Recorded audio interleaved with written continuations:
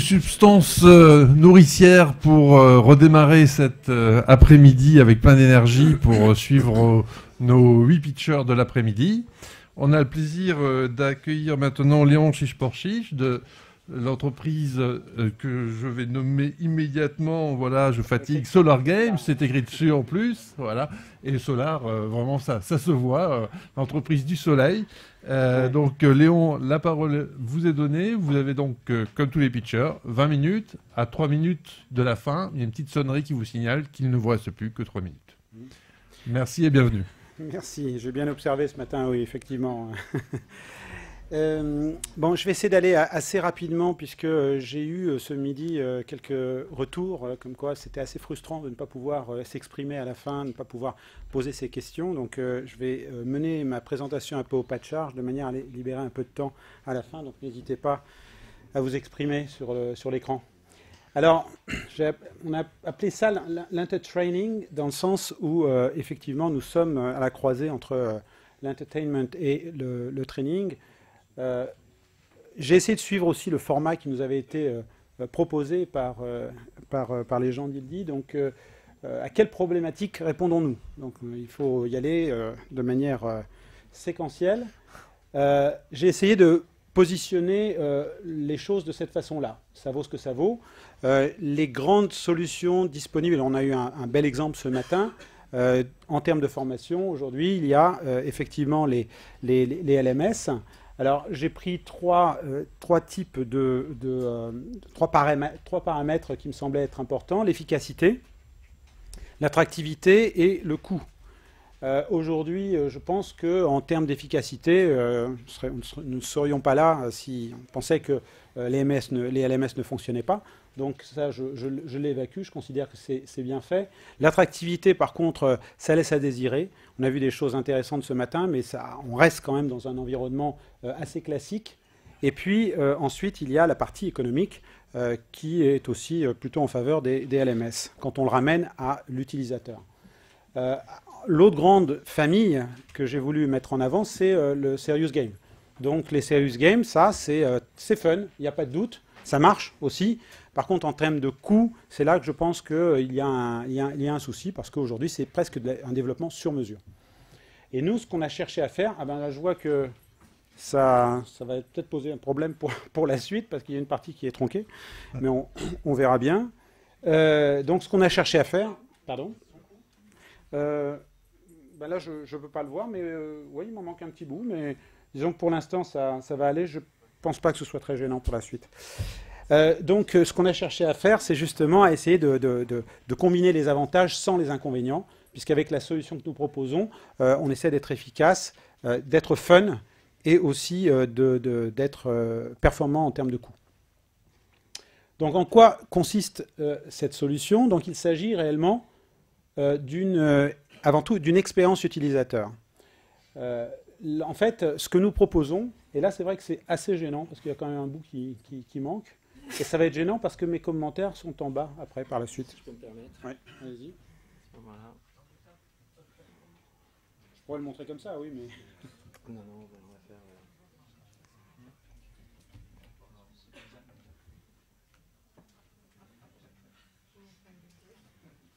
Je le vois aussi.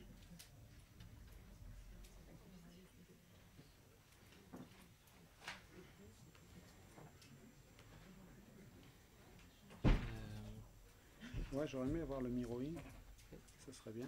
Ouais. Je l'ai là, moi. Voilà, je l'ai mis en haut.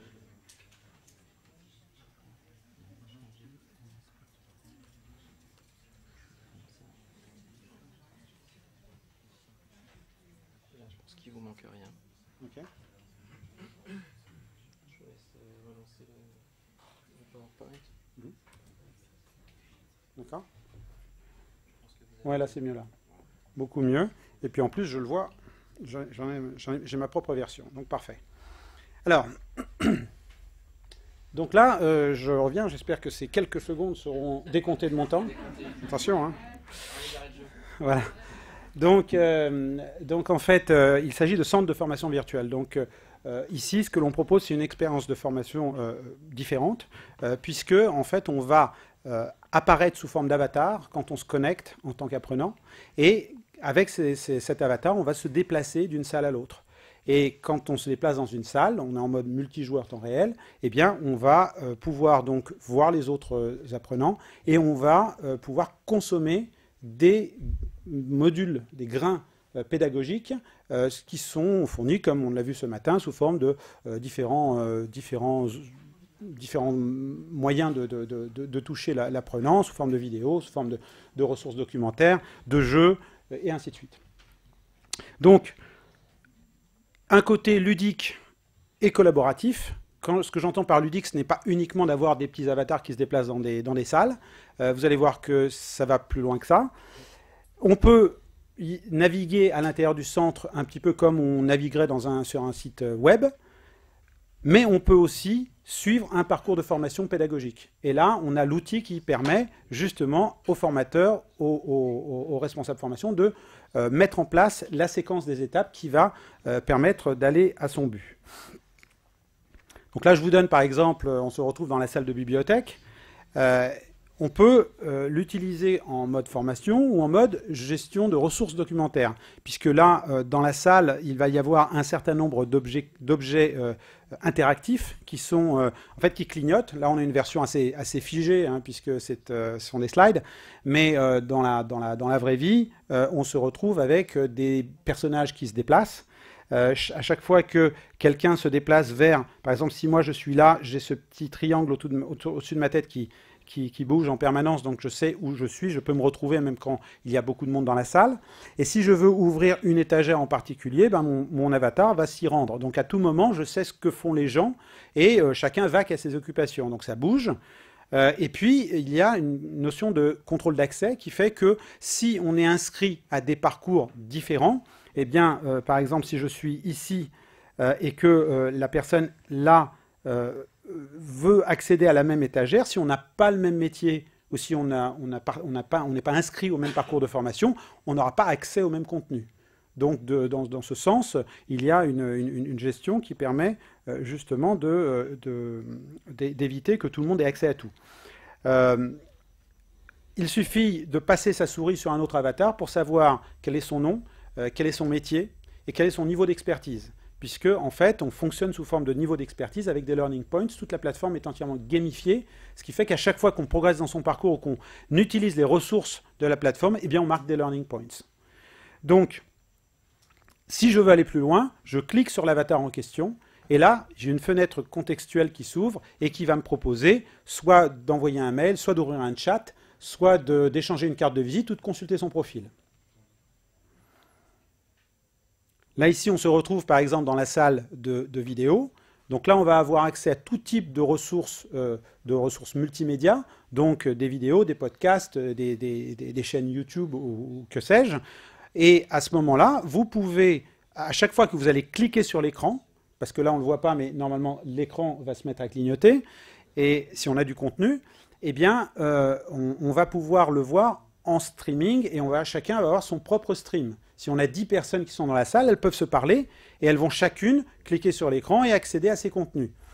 Chacun, même si c'est la même vidéo, aura son propre stream. On a aussi la possibilité, grâce à ce petit trépied, de réserver la salle pour pouvoir avoir un visionnage d'un document en groupe. Donc par exemple, un chef d'équipe peut décider d'inviter d'autres personnes pour visionner en mode synchrone un contenu, ce qui lui permet de faire des pauses de temps en temps et de faire des commentaires en temps réel. On a un aspect social learning qui est extrêmement prononcé dans la plateforme, et là je l'ai illustré d'une seule façon, mais il y en a plusieurs. C'est par exemple la salle de réunion. On a intégré un outil de classe virtuelle à l'intérieur de la plateforme, ce qui fait que à tout moment, quelqu'un peut inviter un certain nombre de collaborateurs, par exemple, à assister à une session d'experts. Et là, à ce moment-là, tout le monde va devoir se rendre le jour dit à l'heure dite dans la salle de vidéo, et là, pourra accéder à la classe virtuelle, soit assez classique, hein, faire de la visioconférence, mais on peut évidemment faire du partage d'écran, faire du voting, ou faire de la prise de notes partagée. Donc tout ça, c'est intégré dans la plateforme, et on le réserve directement depuis l'outil d'administration. Alors je parlais de la gamification tout à l'heure, c'est vrai que ça va un petit peu plus loin que les avatars, c'est qu'en fait on a, je vous ai parlé de la salle, du fait que l'on ait des learning points et différents niveaux d'expertise qui donnent des badges, mais on a aussi une salle de jeu dans laquelle on a un certain nombre de serious games, de mini serious games, qui sont en fait là pour faire plutôt de la validation des acquis. Et là, à ce moment-là, les mécaniques de jeu sont déjà programmées, elles sont prêtes à l'emploi.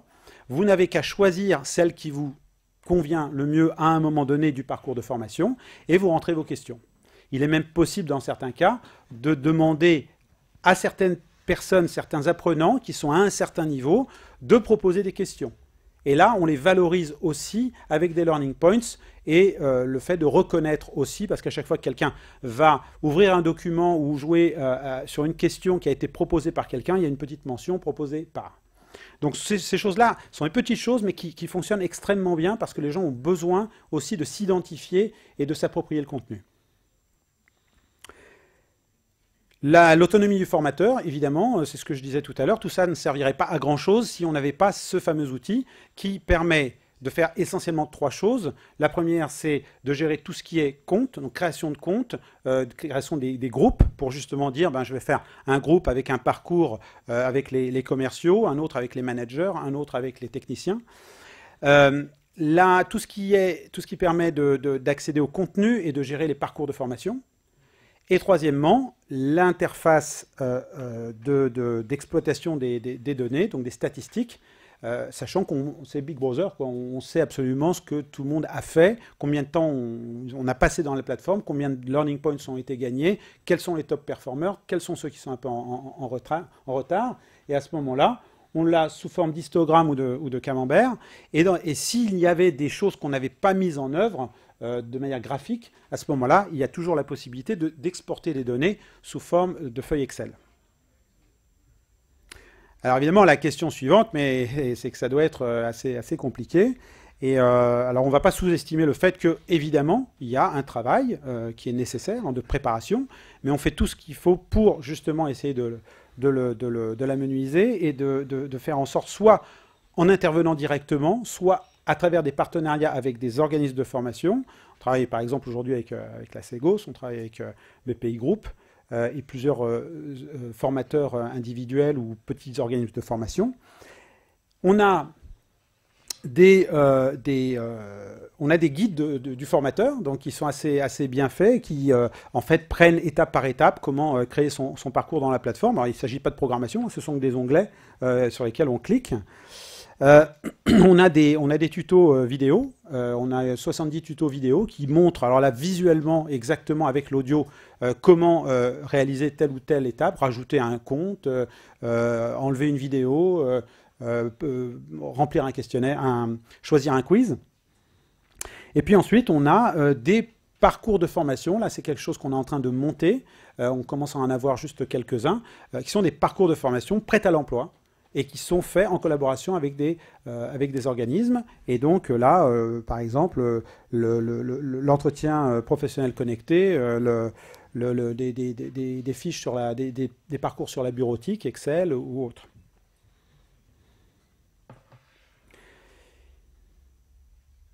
Et donc, je voulais terminer avec la question qui tue. Donc, évidemment, est-ce que ça marche vraiment? Eh bien, évidemment que non, ça ne marche pas. Donc, c'était pour rire. Non, en fait, pas du tout. On espère que ça fonctionne. En fait, on travaille avec pas mal de grands groupes. La société existe depuis 5 ans maintenant, presque 5 ans. Et la plupart de nos clients sont des groupes du CAC 40 et donc utilisent et renouvellent les licences chaque année.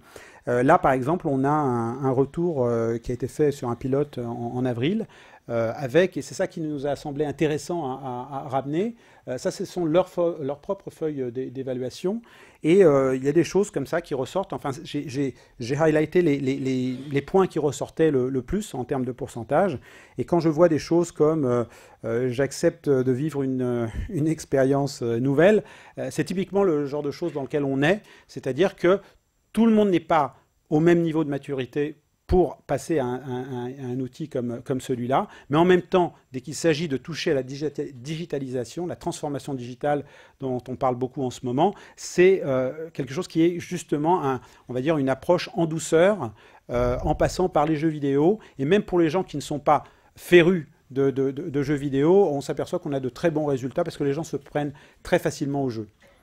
Il y a un commentaire que j'aime beaucoup, enfin 2 commentaires que j'aime beaucoup. Ben, je trouve ma place dans un collectif éphémère parce que en fait, c'est vraiment une approche de social learning.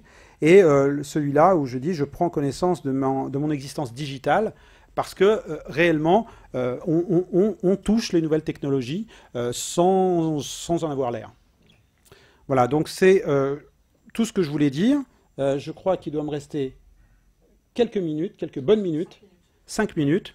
Donc, si vous avez des questions, voilà. Alors, est-ce que le serious game n'est pas dépassé? Ben, ça tombe bien parce que c'est pas un serious game.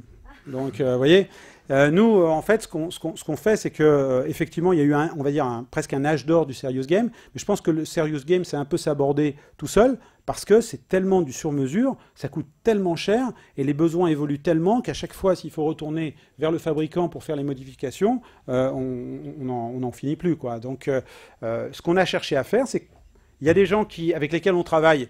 Comme je vous dis, ce sont des grands groupes. Ils ont déjà des serious games. Ils ont dépensé des fois plusieurs centaines de milliers d'euros dans un serious game. Il est hors de question de le mettre à la poubelle.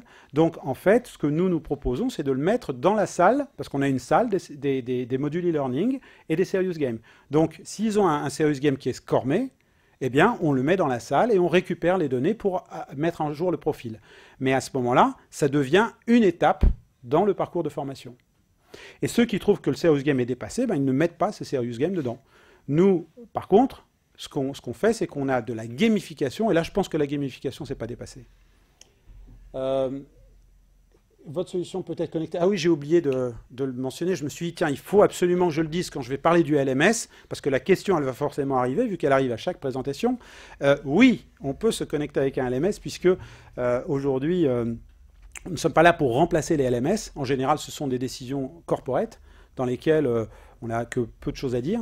Donc, en fait, on peut récupérer les données. Quand il s'agit de créer 1000 comptes, eh ben, on ne va pas le faire à la main. Hein. Donc, on peut récupérer les comptes et les créer automatiquement. Et puis, quand il s'agit de renvoyer les données pour faire du reporting au niveau du LMS, eh bien, à ce moment-là, on développe. Alors, soit on en a qui sont déjà faites parce que on a déjà travaillé avec pas mal de LMS, mais sinon, chacun a son LMS, et à ce moment-là, on fait une petite moulinette qui va simplement mettre les données dans le bon ordre pour qu'ils puissent être récupérés. Mais toutes les données sont extraites de l'utilisation de la plateforme. Alors, nos principaux clients, ben voilà, je disais, donc on travaille beaucoup avec Orange. Orange, c'est notre client historique. On travaille avec GDF Suez, on travaille avec Renault, on travaille avec Sanofi, on travaille avec, j'ai dit, avec Segos,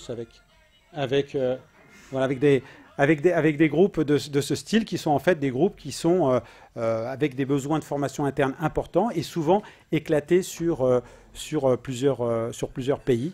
On travaille dans la banque aussi, pas mal avec BNP Paribas. Donc voilà, on n'est pas dans un domaine, dans un secteur bien spécifique.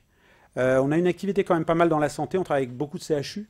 Parce qu'ils trouvent que cette approche aussi est bien pour l'interface avec les patients. Mais en fait, on ne veut pas se spécialiser dans un domaine en particulier. Nous, on est sur la techno. Et en fait, on n'est pas formateur, on n'a pas vocation à le devenir. Donc, en fait, on travaille avec des gens. Soit que la compétence est dans la société, et à ce moment-là, c'est le DRH ou le responsable formation.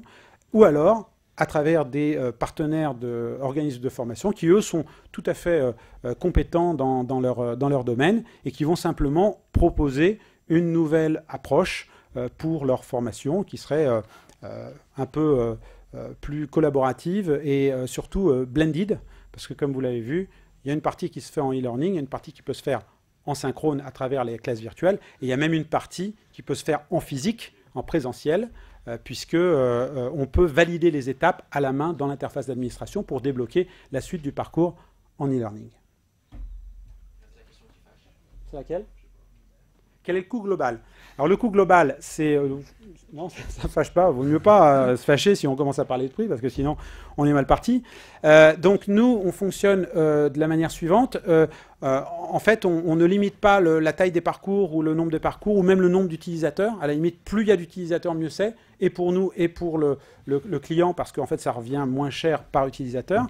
Et nous, ce qu'on limite, c'est la taille. C'est-à-dire le nombre de personnes qui vont pouvoir se connecter dans un centre.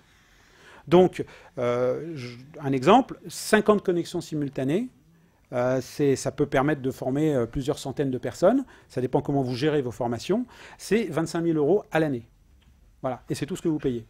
Donc, en fait, évidemment, le centre est brandé à vos couleurs. On a un catalogue de salles.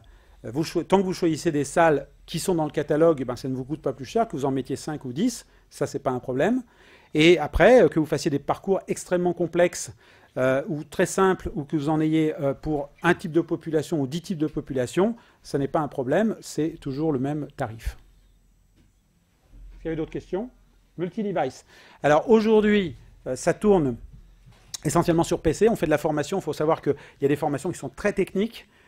Chez GDF Suez, par exemple, c'est des formations de techniciens en réfrigération. Il y a des schémas avec des tas de trucs très, très, très compliqués. On n'imagine pas de faire ça sur un smartphone.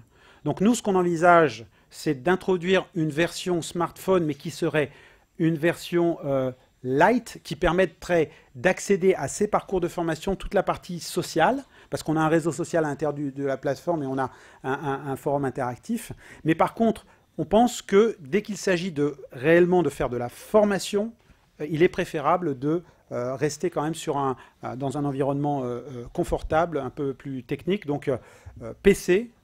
Alors on est en mode SaaS, hein, évidemment, donc c'est pour ça qu'il faut quand même avoir une connexion Internet. Et tablette à la rigueur, mais pas smartphone. Voilà.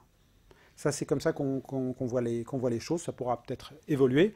Et dans tous les cas, ce que je vous ai montré aujourd'hui, c'est quand même assez statique par rapport à ce que ça rend en réalité, puisque, évidemment, là, je n'ai pas voulu prendre le risque de jouer avec la connexion Internet. Donc, le cas échéant, on fait très facilement des démonstrations en partage d'écran. Justement, on utilise nos outils hein, pour ça. Et c'est assez facile, c'est assez pratique. Et ça permet justement de montrer tout ce qu'on peut faire avec. Super. Merci beaucoup, Léon.